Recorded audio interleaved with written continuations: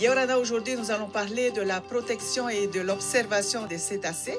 Si les dauphins à long bec sont visibles tout le long de l'année, les baleines à bosse, elles, commencent à arriver dans nos eaux. C'est pour cela que je suis avec Agnès Benet de l'association Matatohora. Elle nous dira comment observer ces cétacés sans les déranger. Soyez les bienvenus dans Tato.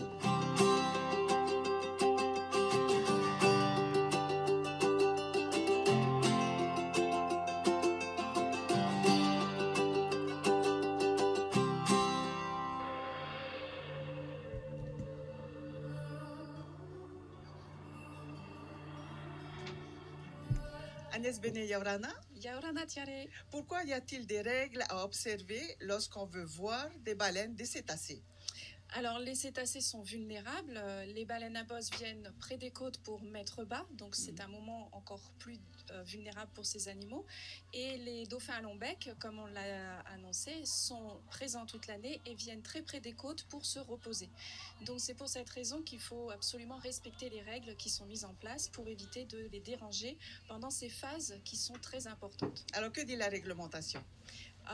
Les dauphins et les baleines ont des réglementations qui sont légèrement différentes par rapport à la distance d'observation. C'est-à-dire que pour les dauphins, on doit conserver une distance de 30 mètres minimum et les baleines 100 mètres, que ce soit adultes ou baleineaux. En revanche, toutes les autres règles d'approche sont les mêmes pour les deux, c'est-à-dire ne pas couper la route, ne pas les pourchasser, ne pas leur foncer dessus, réduire sa vitesse à 3 nœuds, c'est très important. Parce que les moteurs les peuvent les perturber également. Le bruit des moteurs les perturbe. Ça, c'est un fait qui est révélé par plein d'études scientifiques. Et également, plus on va vite et plus le risque de collision est important. D'ailleurs, on a vu pour le dauphin à long bec dans la base de Tahapuna, suite à l'autopsie, une forte suspicion quand même de collision avec notamment un jet ski en raison des résultats de cette autopsie, deux côtes fêlées et un hématome très localisé. Et pourtant, les dauphins, ce sont des poissons des cétacés qui nagent très vite. On a l'impression de ne pas pouvoir les atteindre et pourtant si, il peut y avoir des accidents. Il peut y avoir des accidents, surtout près des côtes, dans les baies, dans les passes, parce que les dauphins à long bec ont un rythme très très calé en fait. Tous les matins, au lever du jour jusqu'à midi, 1h, ils viennent près des côtes, dans les baies, dans les passes et même dans les lagons pour se reposer. Ce qu'on appelle le repos chez les cétacés, c'est le sommeil pour nous. Mais le dauphin, comme la baleine, ils sont obligés de remonter à la surface pour respirer, sinon ils se noient. Du coup, ils ont toujours une activité cérébrale. Et c'est pour ça qu'on a l'impression qu'ils dorment pas, ils sont pas comme nous, la tête sur l'oreiller, donc ils sont toujours en mouvement. Mais pour bien repérer un dauphin qui dort, il faut observer sa nage. Il a une nage qui est synchronisée, ils remontent tous en même temps à la surface, tout doucement, bien groupés, et ils redescendent tout doucement. Là, vous pouvez être sûr qu'ils dorment quand on les voit comme ça. Et là, forcément, quand on dort, on est moins vigilant et c'est là où les risques de collision sont plus importants. C'est uniquement durant la phase repos que les dauphins se réunissent ou même lorsqu'ils nagent, ils sont en groupe? Alors, ils sont aussi en groupe pour pêcher, par exemple, mais là, ils ont une activité beaucoup plus intense, ils nagent plus vite, ils font des sauts de saumon qu'on appelle, donc ils rasent l'eau pour aller plus vite pour pêcher. Donc, le comportement n'est pas du tout le même. D'ailleurs, je fais une parenthèse sur le comportement où on peut voir les comportements du dauphin sur notre site. On a fait un film spécifique sur les dauphins à long bec pour justement comprendre les différentes phases et le sommeil étant celui qui est le plus vulnérable par rapport au risque interaction homme-animal.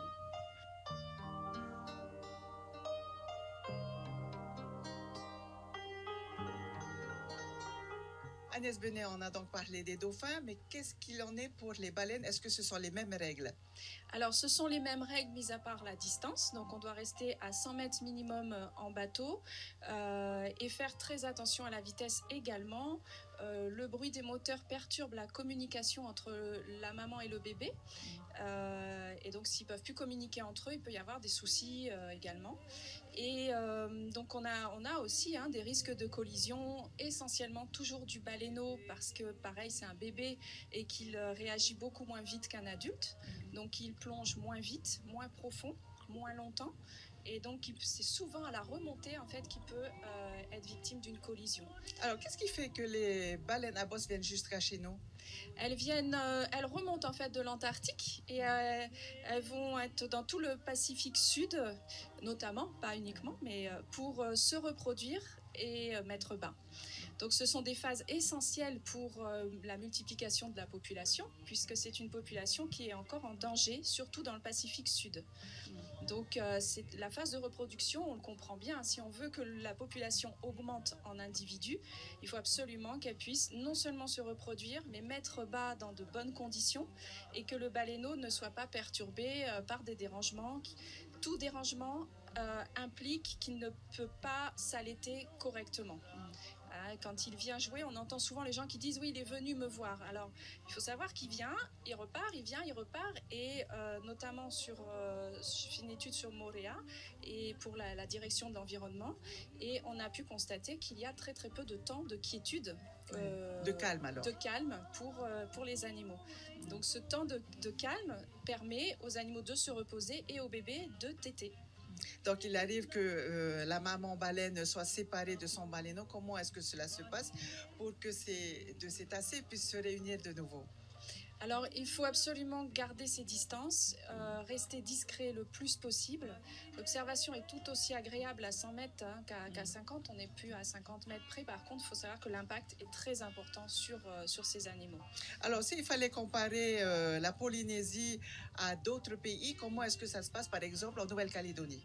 Alors, il y a effectivement l'observation des cétacés est maintenant une des activités les plus populaires dans le monde. Et les dérangements sont à peu près similaires partout, sauf donc suite à un séminaire que j'ai fait sur le whale watching. Dans le monde, on s'aperçoit que la Nouvelle-Calédonie a effectivement une réglementation beaucoup plus stricte et très appliquée, très surveillée. Donc les baleines accompagnées de leurs baleineaux ne peuvent plus être observées à moins de 300 mètres. Ah oui. L'observation des baleines avec ou sans baleineau est limitée à 30 minutes. Et il y a des vigies qui surveillent et qui comptabilisent le temps d'observation par baleine. Et quand le temps d'observation est atteint, ils disent à la VHF, pour telle baleine à tel endroit, temps d'observation terminé. Ah oui, donc ils sont là et ils observent effectivement les prestataires et tous ceux qui sont là pour observer les baleines. Voilà, tout à fait. Alors, moi, je me disais, ça doit être dur à faire passer quand même. Donc, j'ai posé la question pendant le séminaire et on m'a dit, au début, bien sûr, il y a une réticence. Au final, les prestataires se sont aperçus qu'ils avaient le même chiffre d'affaires et que les clients étaient tout autant contents. Donc, eux, finalement, ils se rendent compte que ça passe. Alors, qu'est-ce qui fait que les gens aiment tant aller voir des baleines avec des mamans baleines, avec leurs baleineaux?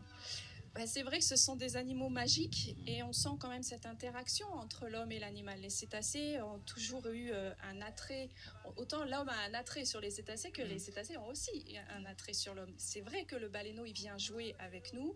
C'est vrai que pour certaines espèces de dauphins comme le Tursiops truncatus, le grand dauphin que l'on retrouve à Rangiroa, a également cette curiosité pour l'homme.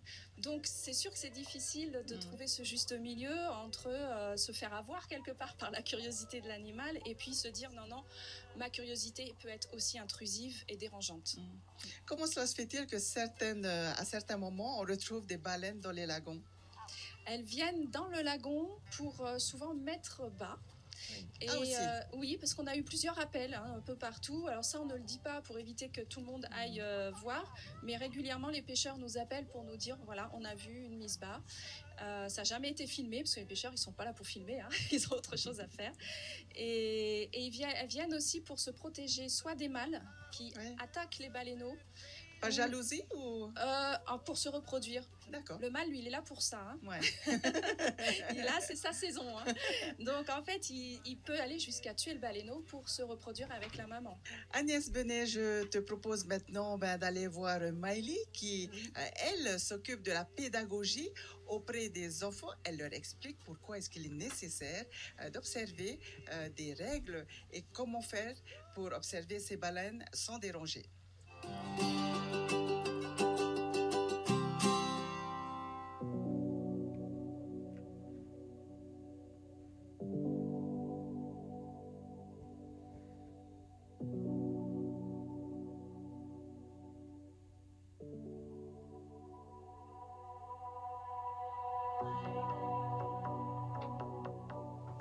Alors, je me suis adhérée à l'association Matatohora pour protéger nos mammifères marins. Ce qui m'a motivée à adhérer à cette association, c'est avant tout l'amour des cétacés, la protection de nos mammifères marins. J'ai rencontré une baleine dans nos eaux polynésiennes et ça a été le gros coup de cœur. Quand je suis face à face à une baleine, je suis remplie de beaucoup d'émotions, de beaucoup de gratitude surtout. Et c'est pour ça que je pense et que je trouve qu'il est important de protéger ces baleines. Pour faire passer le message auprès des enfants, nous intervenons notamment dans les classes pour pouvoir présenter les différents caractères des mammifères marins, les différentes espèces de nos eaux polynésiennes, notamment aussi avec des films que nous avons sur notre site internet, aussi nos affiches. La plupart des questions des enfants sont plus sur les baleines. Donc, combien elles sont quand elles viennent, qu'est-ce qu'elles font dans nos eaux, quels sont leurs rôles. Alors, ce que nous espérons, c'est que les enfants deviennent les protecteurs de demain. Voilà notre souhait, afin qu'eux-mêmes deviennent les protecteurs de l'océan.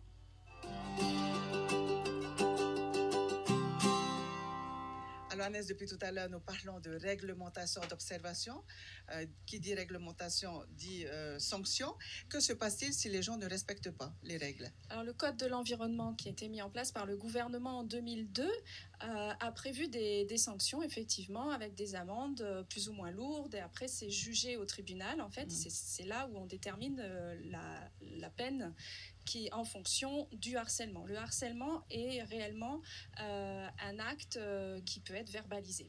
Que ce soit pour un particulier ou pour un prestataire de service? Pour tout le monde. Les règles d'approche et le Code de l'environnement est le même pour tout le monde. Tout à l'heure, tu parlais de vigie pour la Nouvelle-Calédonie. Est-ce qu'il y a des observateurs également en Polynésie, à part l'association Matatohora? Alors la direction de l'environnement patrouille également sur l'eau, la gendarmerie nautique, les mouteuils de Moria sont très actifs, très vigilants. Voilà, donc je les remercie tous au passage parce que c'est important. Et puis nous avons aussi des observateurs dans les îles, donc un très gros réseau de personnes que nous formons régulièrement et qui nous rejoignent pour nous informer de ce qu'il se passe et s'il y a besoin d'intervenir. Ensuite, on en réfère au réseau local d'échouage pour intervenir. Alors, comment faire partie de ce groupe de personnes? Alors, tout simplement, nous communiquer les coordonnées et nous dire donc les disponibilités, parce qu'effectivement, il faut être assez disponible ou aller sur l'eau pour voir des cétacés. Et nous, ensuite, nous pouvons procéder à une formation d'observation et de dire, voilà, qu'est-ce que l'on attend de ces observateurs en information. Agnès Benet, merci encore de nous avoir parlé de toute cette réglementation et de la vie de ces cétacés. C'est donc la fin de cette émission. On se retrouve la semaine prochaine. Nana.